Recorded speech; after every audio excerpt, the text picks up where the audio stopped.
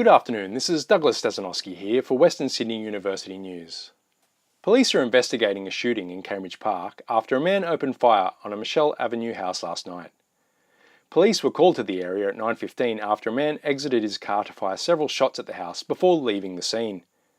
A woman inside the house was not injured during the incident. Police believe the shooting was a targeted event and may be linked to a car fire in Warrington Downs that occurred later in the night. Anyone with information on the event is urged to contact police.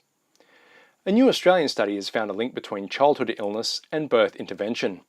The study, carried out by Western Sydney University in collaboration with 6 other research centres, followed the birth outcomes of nearly 500,000 mothers in New South Wales between 2000 and 2013.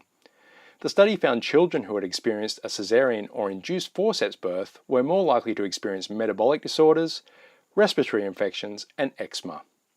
Professor Hannah Dahlen, an author on the study, thinks these health concerns may be caused by too little or too much stress during birth, affecting the way a child's genes behave.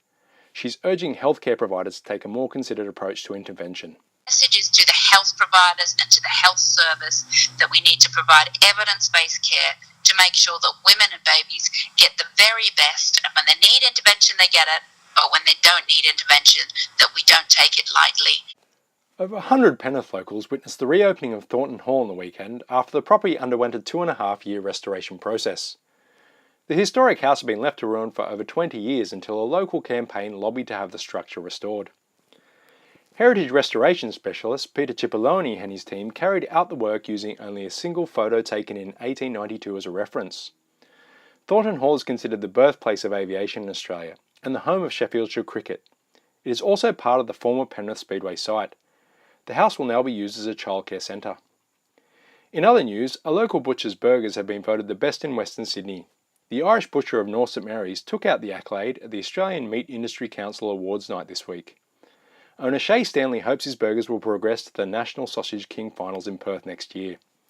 Tomorrow will be partly cloudy with a top of 25 and a slight chance of rain. It's 24 degrees in the city, 25 in the west.